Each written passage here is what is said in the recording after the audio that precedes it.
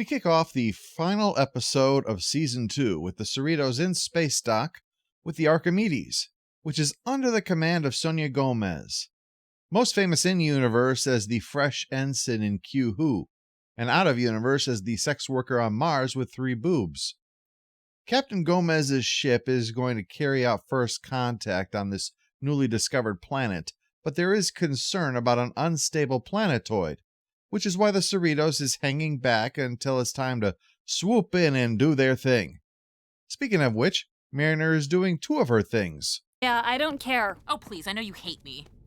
I don't think about you at all. Yeah, right, I bet you dream about me every night with your stupid little butt. Moving contraband and making yourself the center of everyone's world. However, while hiding her stash, she overhears that her mom is getting moved to a more prestigious command, but can't take along anyone. After the titles, we see the start of Rutherford's problem. He's getting pop-up alerts, and that can be a problem for you when you can't just look somewhere else. They're inside of your eyes. Unfortunately, Boimler's too busy with Captain Freeman Day. Isn't that a craft day for toddlers? Not anymore. Good on you, Boimler. Show those babies who's boss. Mariner comes by to complain about her mom getting a new ship, but nobody shares her pointless need to put a stop to this. Well, if you can't convince the lower deckers, go to the upper decks. This'll make friends.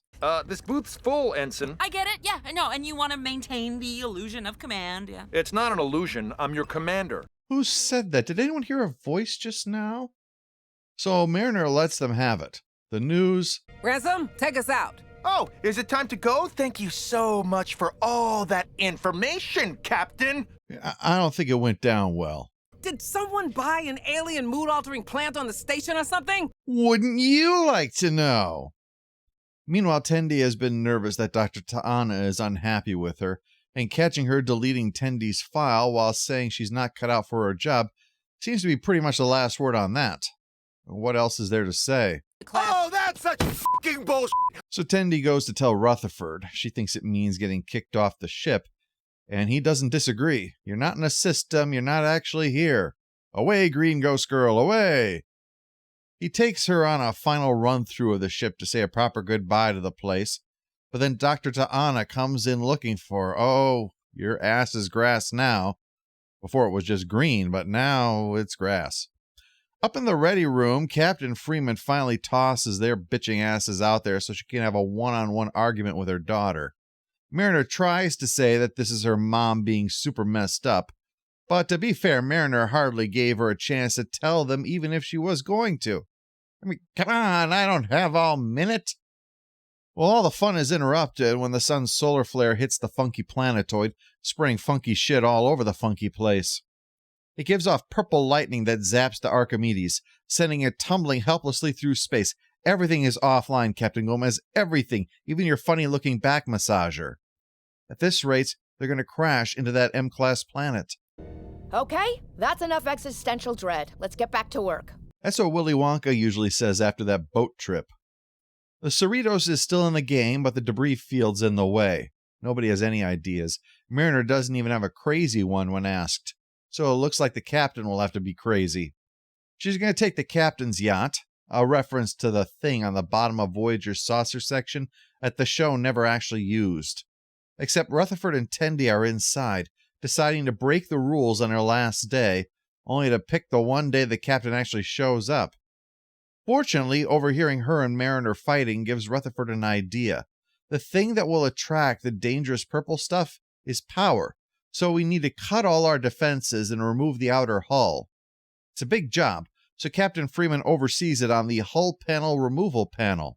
Oh, and the ballroom dancing competition will have to be postponed. Can we turn it back into the bowling alley now, sir? So everyone needs to move, the whole crew. It's not just the panels, after all. We need all volatiles deeper in the ship. Nothing explodes around here unless I'm the one blowing it up. I think Willy Wonka says that, too. Well, all the hard work pays off. It's finished.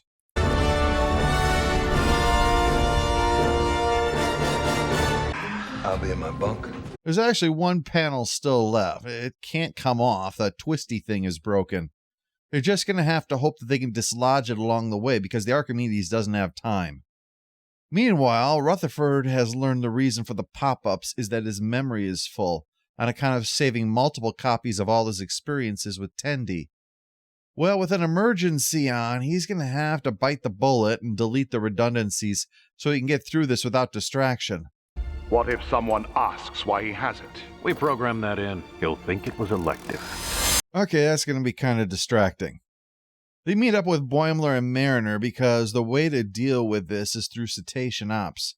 This is based upon the silly, thankfully unused idea of early TNG that they would use dolphins for navigation because they would be better at it since they operate in 3 dimensions, except for the fact they suffer from a serious disadvantage in having no concept of mathematics whatsoever. Lower Decks goes a different direction, making them horny for Rutherford. Anyway, we're not in here for man on Cetacean action, but to sort out the hull plating, which can be released from down there. Mariner's planning to do it, except Boimler says she needs to stop this stupid behavior of hers and go make up with her mom while she still can, rather than spending the last day mad at her because there are no more days after today. They make clear that she needs to go. They've got this. How hard can it be? Okay, so you just gotta go all the way down and then swim the length of the hydro tube and then wedge into the filter nodule to reach the clamps. That looks like one of those levels in ads for mobile games that aren't actually in the game. He makes it down there, successfully pulls the thingy, and frees the panel. Except his suit is ruptured and he starts drowning. Drowning in space, that's one for Sherlock Holmes to solve. The dolphins chuck him out and Tendi has to save him with all the medical skills that got her shit canned from working in sickbay. Boimler is saved, but Mariner gets knocked out through the big hole where the view screen used to be. Luckily, the one with her stupid butt heads out to save her, but things look bad for the Archimedes. She's burning up on entry. Luckily, the Cerritos is able to get there with a tractor beam in time. And of course, that means they're going to have to handle the first contact this time. It's a good day. Ensign Tendi, get over here. Ooh, that could only be more ominous if she was dragged over by a spiked chain. Well, it turns out that Tendi's getting kicked out of medical, but not because she's too crappy. She's actually far more qualified to be a science officer, and we're talking like a major science officer, not someone who's stuck in like astrometrics or something because they failed to get stabbed through the heart. No, we're talking about Spock level. That's a great place to be. Bridge is where all the fun happens. Hey, happy first contact, Cap. Oh, thank you, Jack. It was great. Have you been drinking? Well, Commander, I've been far too busy drinking to do that. Well, Starfleet is arriving and Freeman has an announcement. I'm turning down the transfer. Are you sure you want to make that decision when your blood alcohol is at this level? What'd I say last night? They came to offer you the ship, then you cackled at them and peed on the rug. The fact that she would have to leave her crew behind means that she just can't go. She's sticking with the Cerritos so she can stick with them. And then she lets this guy from Starfleet know.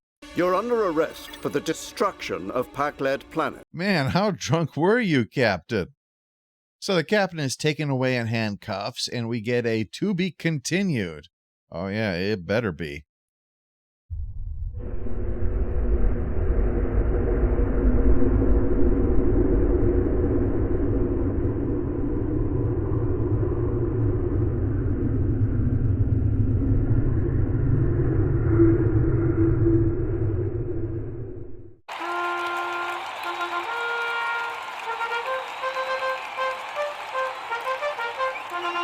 All hail the Overlord! All hail the Overlord! I saw a koala. Yeah, it's probably best you just keep that to yourself.